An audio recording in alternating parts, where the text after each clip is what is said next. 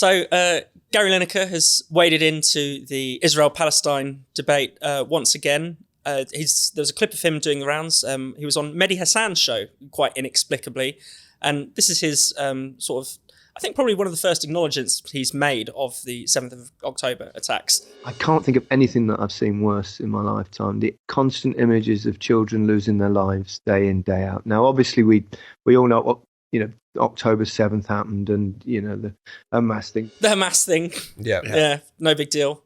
It's an unfortunate choice of words. Yeah. And we wouldn't want to hang him on that basis necessarily. But it is incredible that in this clip he's talking about, obviously talking about the war in Gaza. This is the worst thing I've ever seen in my lifetime, despite the long list of horrendous atrocities, genocides, attempted and foiled, that have happened over the course of since he's been on the planet. Yeah. And also the fact that he, as with many people, often when they're kind of new to the Israel-Palestine thing, they've just sort of imbibed the talking points via Twitter or whatever, it seems to be his case, is that they have this real, they at the very least stumble about talking about what actually sparked this conflict in the first place. Like to even admit to some sort of provocation, the atrocity of October the 7th itself, to even basically accept Israeli victimhood in this situation is something that I'm not saying he's denying it, but there's a kind of frog in the throat phenomenon that happens. And I thought that was what came out when you find yourself on a big platform like this show referring to the Hamas thing.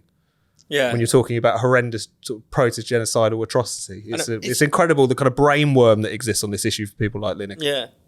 I know I can't talk because I talk a lot of rubbish for a living, but he's a football pundit, and the reason he was chosen as a football pundit is because he's quite intelligent. He was quite intelligent for a footballer. He's quite intelligent for an ex-footballer. But when he says, the way he said that there reminds me of watching Match of the Day, where he's talking about like the Christmas tree formation or something.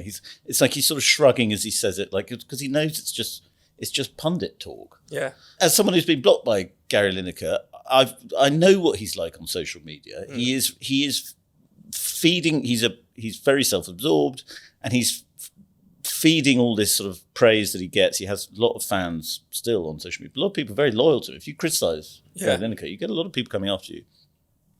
And he's just fed into this Palestine kind of TikTok, Twitter, Instagram vortex that there is now, which has completely warped the debate in a way that I find absolutely extraordinary. Yeah. As someone who's not the most pro-Israel person in the world, I find myself sympathising with Israel more and more because I cannot understand this kind of just wash of brainwashed thinking. Wash of brainwashed thinking. That doesn't make any sense, but that's going on. It's like virtue signalling, but with no virtue almost. Yeah.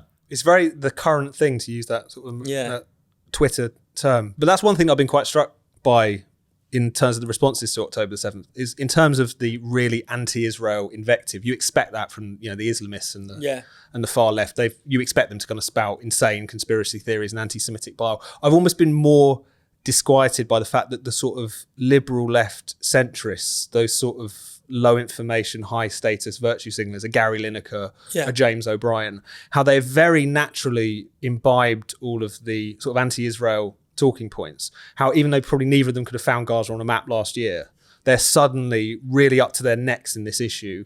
They're suddenly saying things. I heard James O'Brien on the radio the other day talking about how the original version of Israel's Eurovision song, which was basically about October the 7th, was war propaganda. Like saying things that might have got you kicked out of the Labour Party not too long ago. It's even become the kind of, as you said, the sort of virtue signalling opinion amongst people who don't really have an ideology as such, apart from just liking to look good in public. That's almost more concerning, because if that becomes the sort of default position of the dinner party set, that has almost much bigger ramifications than whatever Owen Jones is saying on his YouTube channel. If you see what I mean? Yeah, definitely. And the way that, various people have, someone like Greta has attached herself to it. It's like it's part of a sort of broader suite of opinions that you have to hold, if that makes sense. If you care about the climate, you must care about Palestine. If you're queer, you have to care about Palestine. Even if it doesn't necessarily care about you all the time. Exactly, yeah. Well, there won't be gay or trans liberation until Palestine is free. Well, and I wonder whether we can actually, whether we'll ever be able to get away from this in the age of social media, because everybody's seen videos of babies being killed or dismembered and so on. And that boils up the blood. And if you don't know a lot and you see a video of a baby being killed, you do think, oh, that's horrific, But it happened for a lot, and it happened in the Ukraine war. The Russians all have their own propaganda feeds. The Ukrainians have all their own propaganda feeds, and everything is this kind of extra angry online vitriol, and nobody actually knows what's going on. So, particularly in Ukraine, you see that, when nobody knows what's going on in the Ukrainian conflict, really. Maybe a few people do. But everybody's got very strong opinions about Ukraine without knowing anything of the detail.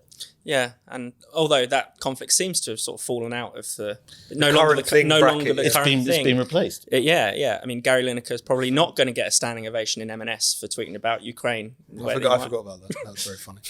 But we should show solidarity with him because obviously he's a childhood victim of racism, so it's important to point that out. But no, I think it is a reminder. Social media has been great in many respects in terms of being able to disseminate information, give people platforms. All that goes without saying. But there is a certain type of person who it has just been nothing but a kind of pox on them and their own intellect. I think Gary Lineker is a good example of that.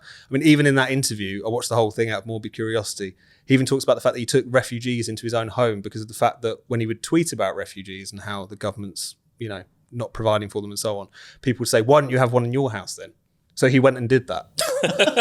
Rather than say, I'm talking about policy here rather than my own personal self, he just went and did that. This is a man who spends at least 12 hours a day on that app and should probably log off. Yeah, definitely. Sound advice.